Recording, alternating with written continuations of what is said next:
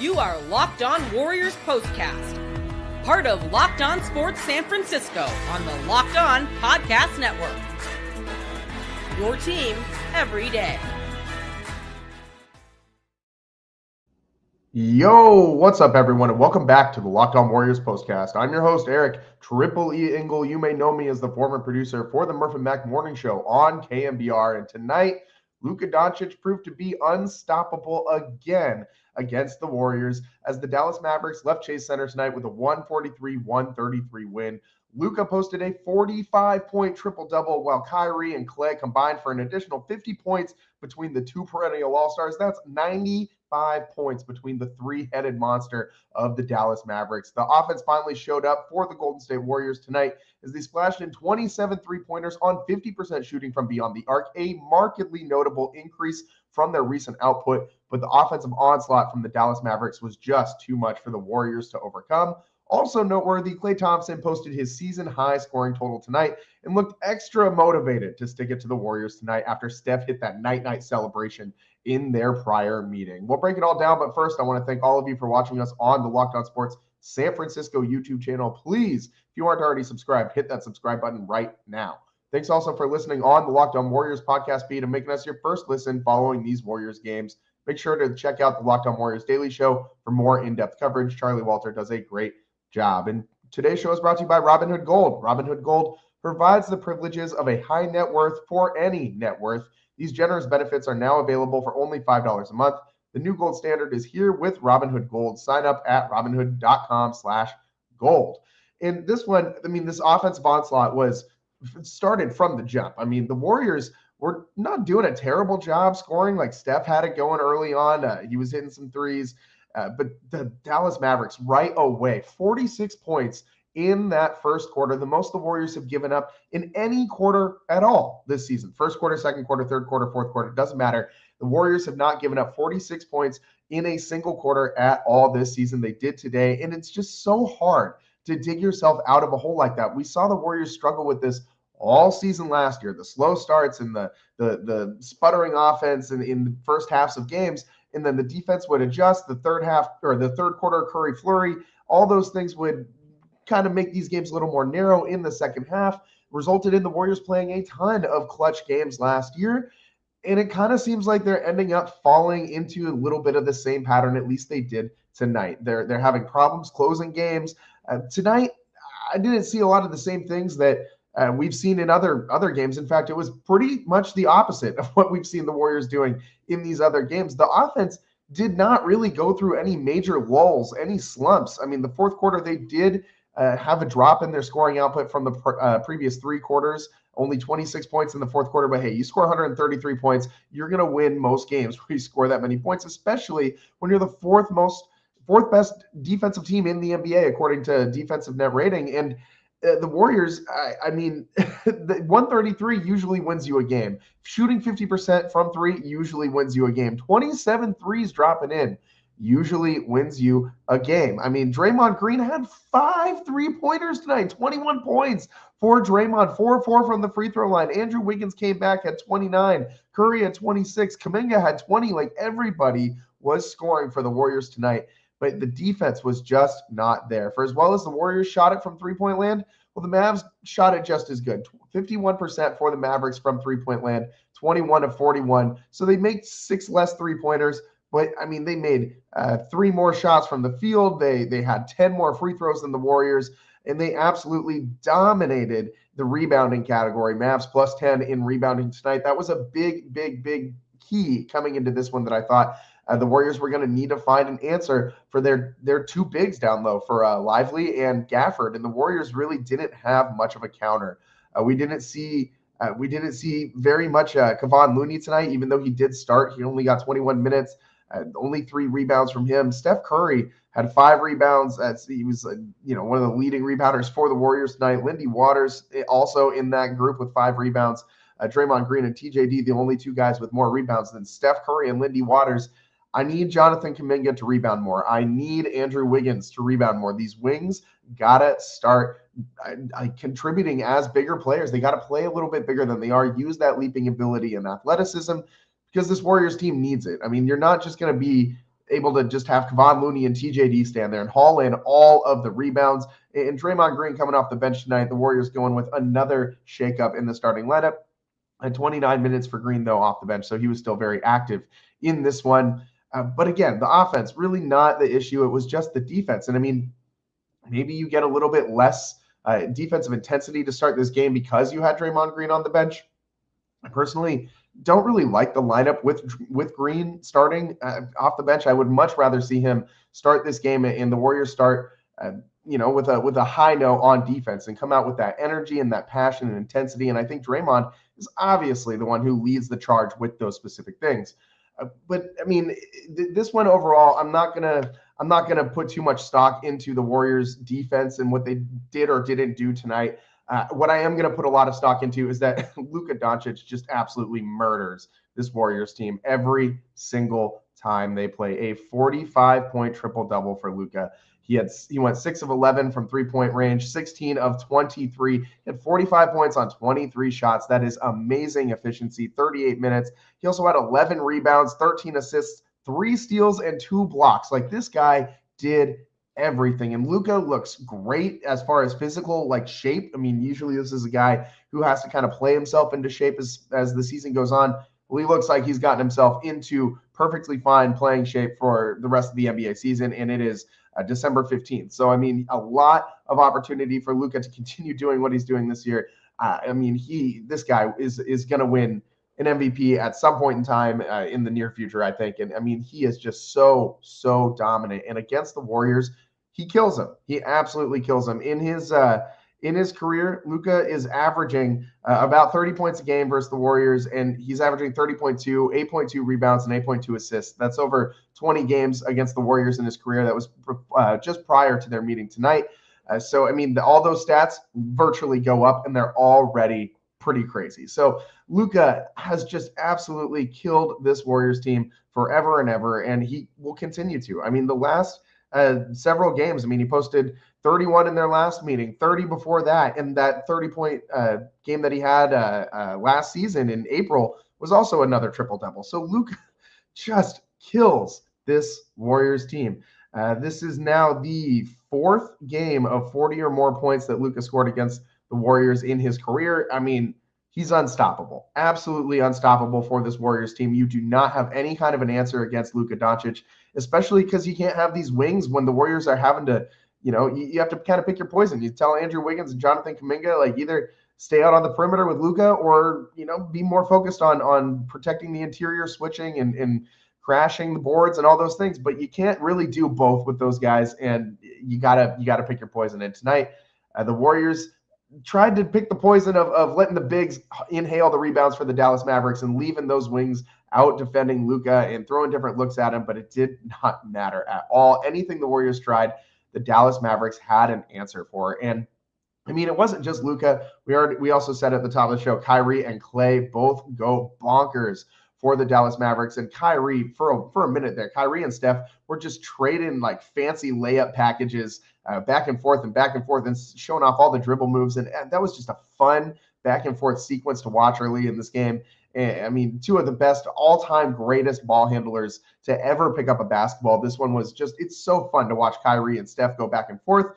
But when Kyrie is looking that good and he's not even anywhere close to being the best player on that other team, you got a big problem. Because, again, Kyrie being a complimentary player, doing what he was doing tonight is just I mean, it's like the best situation offensively that you can have in basketball when Klay Thompson, Kyrie Irving, and Luka Doncic are all playing at a high level. I don't know how you stop this Dallas Mavericks team. They have been incredibly hot lately. They started the season a little slow, a little clunky, and it seems now that the 3-headed monster of Klay Thompson, Luka, and Kyrie is finally starting to click there in Dallas. Klay posts a season-high 29 points, and a game-high plus 21 plus minus. He was 7 of 11 from downtown, 9 of 14 from the field, an incredibly efficient 29 points for Klay Thompson. He also hit 4 or 5 from the free throw line, was active on the boards, dishing out some assists, even on the defensive end. A couple steals and a block for Klay. He was everywhere and only 1 turnover. So Klay,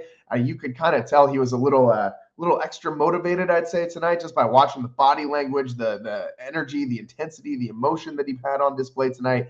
I think that after Steph hit that dagger in their last meeting and hit the night running back the other way, Klay was absolutely ready to extract a little bit of revenge against his former team and former Splash Brothers Steph and Curry. And it doesn't surprise me that Klay's season high as a Maverick comes at Chase Center, because where else would it come? This guy has had so many iconic moments at Chase Center in a Warriors jersey, and it's home for him still. I'm sure he comes back to Chase Center and feels just fine warming up, going through the motions and doing the pregame rituals and all those things. This is still somewhere that Klay Thompson is probably incredibly comfortable. I'm sure it seems like a very friendly environment for him to play in. Obviously, Warriors fans aren't going to be super hostile towards him either. He got a nice little ovation in the starting lineups today.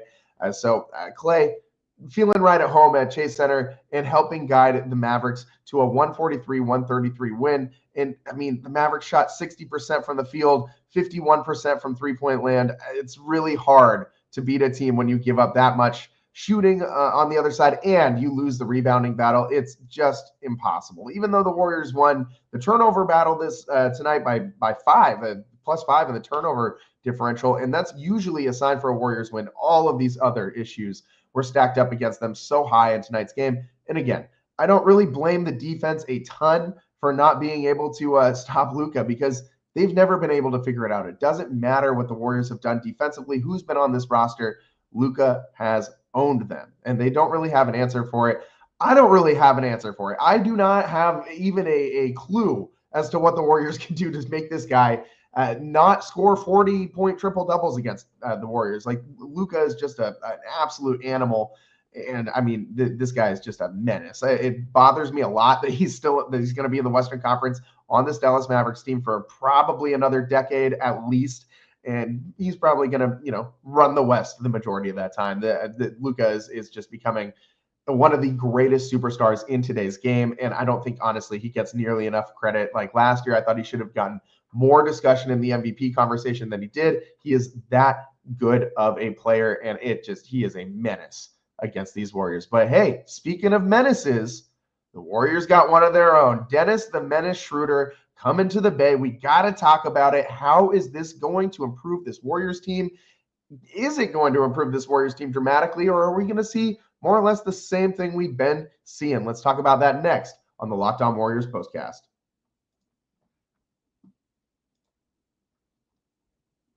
Today's show is brought to you by Robinhood. With Robinhood Gold, you don't need a silver spoon to eat up the financial favors of the 1%. Robinhood Gold allows others to get the rates and perks usually reserved for the high society. Now, the resourceful individual with Robinhood Gold can earn the very liberal rate of 4.25% APY on uninvested cash and be rewarded with a handsome 3% retirement bonus on IRA account contributions. Robinhood Gold provides the privileges of a high net worth for any net worth. These generous benefits are now available for only $5 a month. The new gold standard is here with Robinhood Gold. Sign up today at robinhood.com/gold. Terms apply. For specific product disclosures, visit robinhood.com/gold. Investing involves risk. Rate may change. Gold membership is offered by Robinhood Gold LLC. Today's show is also sponsored by BetterHelp. How do you stay cozy during the winter months? For some, wrapping up in a blanket with a mug of hot chocolate or watching a movie with the family is the best way to spend the month of December, or watching your dubs. Therapy is a great way to bring yourself some comfort that never goes away, even when the season changes. Therapy is a great tool for learning how to comfort ourselves and be there for ourselves, even when we can't really, lean on other people around us. Life can be stressful, and we all need a little help sometimes. Nobody can figure it out all on their own. If you're thinking of starting therapy, give BetterHelp a try. It's entirely online, designed to be convenient, flexible, and suited to your schedule. Just fill out a brief questionnaire to get matched with a licensed therapist and switch therapists anytime for no additional charge. Find comfort this December with BetterHelp. Visit BetterHelp.com/lockedon today to get 10% off your first month. That's BetterHelp, HELP.com/lockedon. Welcome back to the Locked On Warriors postcast. I'm your host, Eric Triple E Engel. Tonight, the Warriors fall 143-133 to the Dallas Mavericks. Luka, Kyrie, and Klay combined for 95 points between their three-headed monster. Luka posted a 45-point triple-double, and the Warriors had absolutely no answers on defense. And that's different than what we've seen from this Warriors team so far this season. They have been one of the best teams defensively in the league all year long. That has been the one thing that has been consistent throughout this team. They've gone through huge stretches late in games where they just cannot put the ball in the cylinder. They cannot score at all. And the non-Steph minutes have been a problem. And tonight, we didn't see a whole lot of that. It was really masked by the Warriors shooting 50% from three-point land and 47% from the field, which is something that they absolutely are not going to continue to do going forward. I would love to say that this is a turning point for the Warriors offensively, but what they've been doing, they started the season in the top 5, top 10 in field goal percentage. They're now all the way down to 22 in the NBA. They're 22nd in the NBA, bottom third, 45.3%. The worst team in the league is the Charlotte Hornets at 42.6. So you are just slightly above the worst team in the NBA. And I mean, so that bottom third of the NBA in field goal percentage from the floor is just it's all jarred up and bogged down in that same kind of group, that same kind of percentage from 42 to 45. And the Warriors, they've been bad in their last 10 games. I mean, they're below 42% from the floor in their last 10 games. This is a big problem for this team. They're just not able to get the ball in the hoop, especially late in games.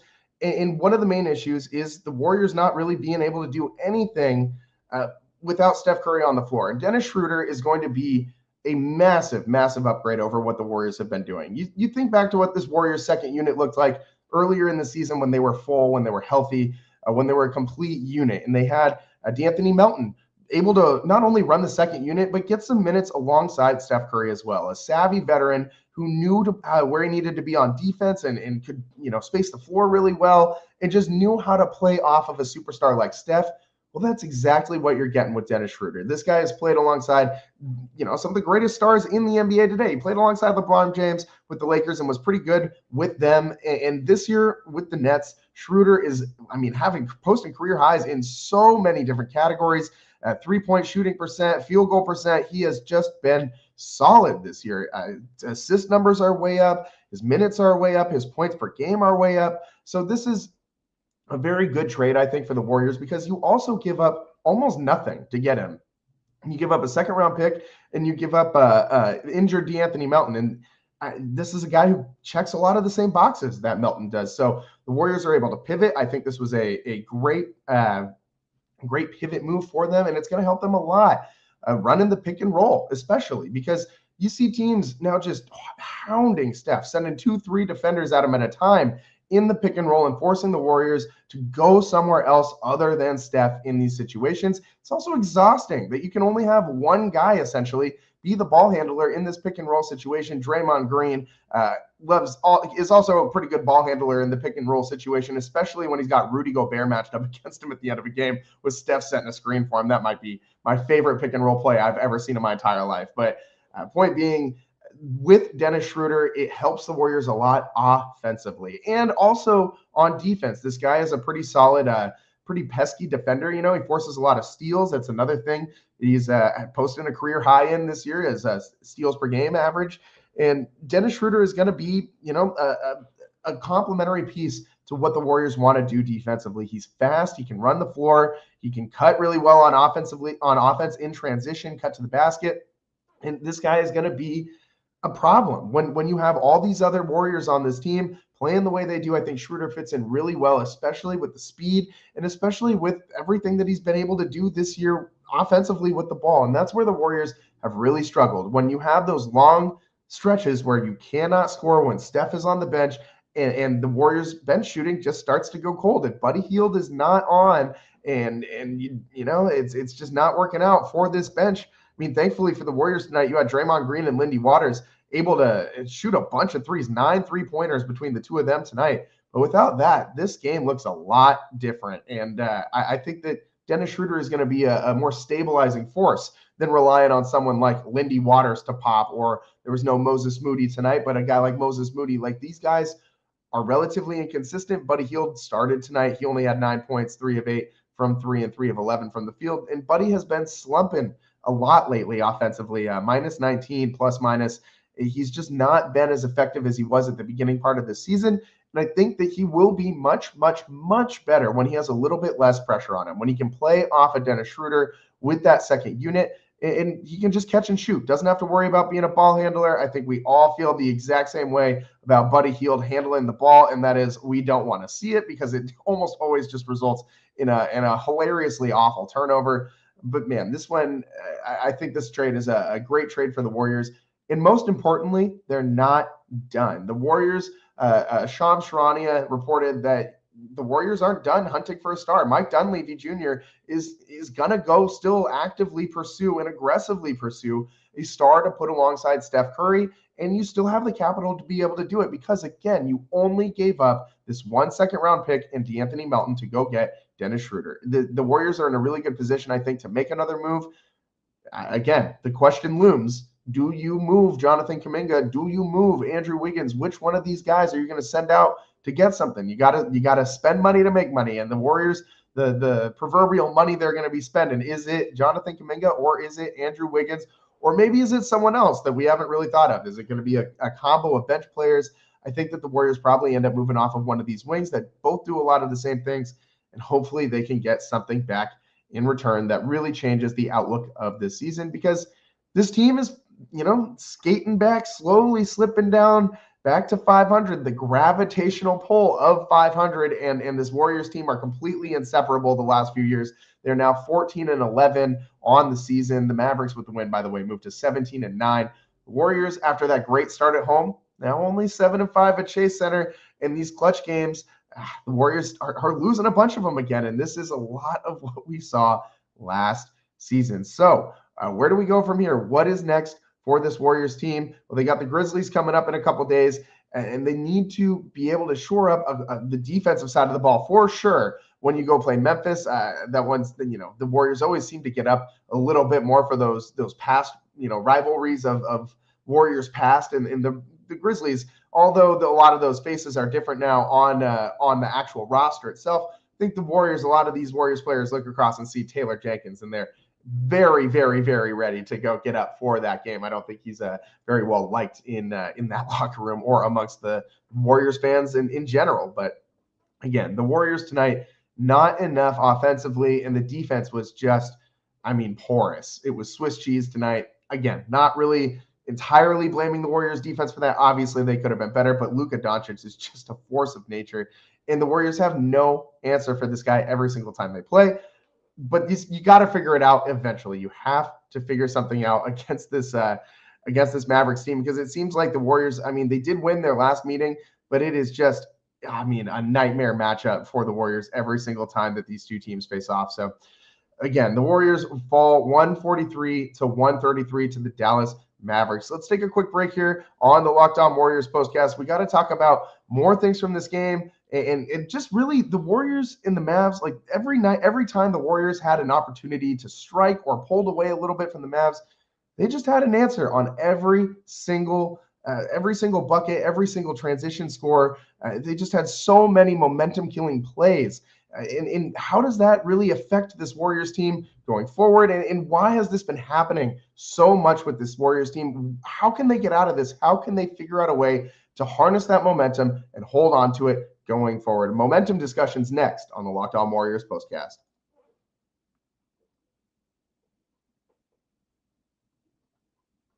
Today's show is sponsored by FanDuel. Get ready to tackle the NFL action this season with FanDuel, America's #1 sportsbook, because right now, new customers can bet $5 and get $150 in bonus bets if you win. The FanDuel Sportsbook app gives you everything you need to place live bets on the NFL all in one place. So when you get a hunch in the middle of the game, you can check out the latest stats, view live play-by-play, and so much more on the same page where you place your bets. Just visit FanDuel.com to join today. You'll get started with $150 in bonus bets if you win your first $5 bet. That's FanDuel.com.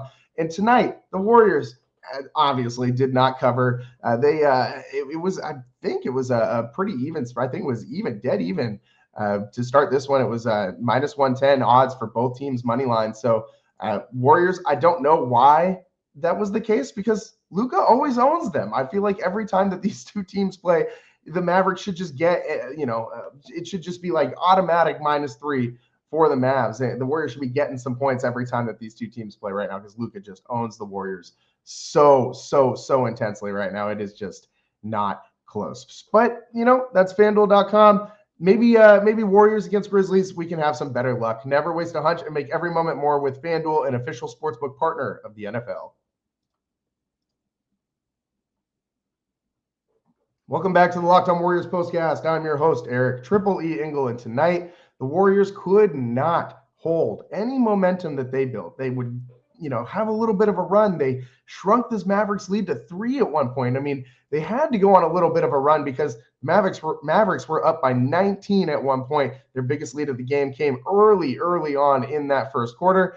And then slowly, as we got closer to the half, after we came out of halftime, the Warriors pulled back within 3. They even pulled back within 3 in the fourth quarter again at the start of the fourth quarter, but just too many barrages from the Dallas Mavericks. And again, the Warriors defense could have been better tonight. The switches were a little late. They looked a little chaotic. They tried some traps and some double teams against Luka, and that left them vulnerable in other situations. And other guys made shots. I mean, if Klay Thompson doesn't score a career high in a Mavericks uniform, I should say, 29 for Klay tonight. If he's not hitting all those threes, I don't necessarily think that this Mavericks offense looks the same as it did. And hey, we all know that Klay can go through some slumps too. We don't need to discuss the 0 for 10 situation. But I mean, if all these other supporting cast players weren't torching the Warriors the way that the Mavericks supporting cast did, then I think that this game would have been a little closer. Like even Quentin Grimes off the bench, 4 of 8 from downtown. Everybody on this Mavericks team was dropping them in. PJ Washington had a couple threes, and it was just so insurmountable for the Warriors to really stop anybody on this Dallas Mavericks team. And so looking forward against the Grizzlies, you're going to have another team that is able to kind of have one guy that just goes off against you, and Ja Morant, obviously. And you can,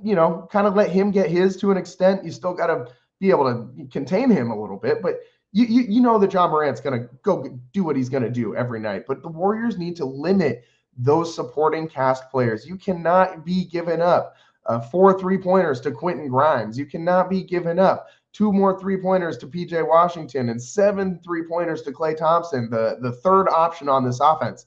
That's a lot of points from guys who are not option 1 or 2. And you need to be able to figure out how to limit some of these additional options. And they've been good at it so far this season. Tonight, I think, was a little bit of an exception. I mean, their switches, their rotations have been really solid. Luka going absolutely bonkers and requiring, so much attention defensively and so much help defense and he's such a good passer. I mean, 13 assists tonight. He was just finding everybody anywhere he wanted to. The Mavericks as a whole had 36 assists. That's really tough. The Warriors also had 39 assists. So, I mean, they did a great job moving the ball. Both teams really scoring, very effectively from the field all night tonight. But the Dallas Mavericks, ultimately, it was Luka's Luka. He's going to do this against the Warriors every time they play. But it's the supporting cast, guys, that the Warriors need to find answers to. It was a lot of the defense collapsing on the interior when Luka and Kyrie, we got to give Kyrie some props too. When both of those guys would break the perimeter defense and get into the paint, they would immediately look to pass out, and they would almost immediately find a waiting Klay Thompson or someone else on this Dallas Mavericks team waiting on the perimeter to just splash it in from beyond the arc. And that is something that you can't do. You cannot leave all of these shooters open around the 3-point line. I also don't think that every single team that they play is going to shoot 60% from the field and shoot 51% from 3-point. So again, some of these things are going to, regression to the mean will help the Warriors a little bit when they're playing a team that isn't as hot as the Dallas Mavericks. Like, this is not a normal offense that you're going to run into. This is a once in a couple of weeks you'll run into a team like this that just cannot be beaten. And that's, to me, what the Dallas Mavericks seemed like tonight. I don't think it was so much the Warriors losing this game because, again, they did have stretches where they were able to go blow for blow with the Mavericks. It was just certain things that just weren't able to do. Certain possessions were just really bad. I don't want to dump on him too much, but Brandon Podziemski, some of these possessions that I see him having, like he got trapped in the corner near the 3-point line when Luka kind of ran by him with the contest, and Brandon Podziemski used the pump fake to try and get open and did not get the shot off again before Luka could recover, and he ended up throwing that ball away. It's a turnover and a super, super, super crucial situation late in this game. And Brandon Podziemski, for as great as he was in all of those moments, the great connector, as Steve Kerr liked to call him last year, he's really been taking a step back this year in those decision-making moments, in those just his playmaking ability and his ability to make something happen when you need it and to make the right play and not have a turnover. I mean, the last couple games, we have seen him in some very crucial moments making some pretty bad decisions, making some pretty bad plays. I don't know if I want to see Brandon Podziemski in these pivotal minutes right now. Something's not right with him. He just does not look like the same guy as he did last year. And he's starting to look frustrated on the court too. Like he got called for a foul late in this one as well. And you could read Steve Kerr's lips to him, shaking his head saying, you can't foul there. You can't foul there. And Brandon Podziemski looks back at him and shrugs and says, wasn't a foul. You can read his lips. You can see it. I mean, like, I don't want to see that from Brandon Podziemski when he's playing the way he is. Maybe when you're, super on how you were last year, and yeah, if he wants to argue a charge call, I'll listen to him. But anything else, I think Brandon Podziemski right now just needs to put his head down and go play some basketball and just figure it out, man. Just figure it out. Make good decisions with the basketball. You don't got to be a hero every night. You don't got to be a hero really any night on this team while you got all these other options and all these other scorers on the team. But again, Brandon Podziemski not very effective tonight. 16 minutes, 1 of 5 from the field, just 3 points, 2 assists, and 1 rebound. So I think that Pods taking this step back has really affected this team offensively. And I think Dennis Schroeder should be a big lift for the Warriors without DeAnthony Melton and going forward. I think that he will be the primary guy to lead the second unit and will play a lot of minutes alongside Steph, a good veteran presence. And again, the Warriors tonight, just too much Luka, too much Kyrie, too much Klay. The three-headed monster scores 95 points. Luka Doncic, 45-point triple-double, just insurmountable for the Warriors. That's all the time that we got for you guys today. We'll be coming to you live as the Warriors on Thursday take on the Memphis Grizzlies. We'll be coming to you doing the postcast as we always do on the Locked On Warriors channel and on the Locked On Sports San Francisco YouTube channel. So make sure you're tuning in for that. If you aren't subscribed to the YouTube channel, please, please, please hit that subscribe button right now. Thanks for tuning in. I'm your host, Eric Tripoli Engel. We'll see you next time. Peace.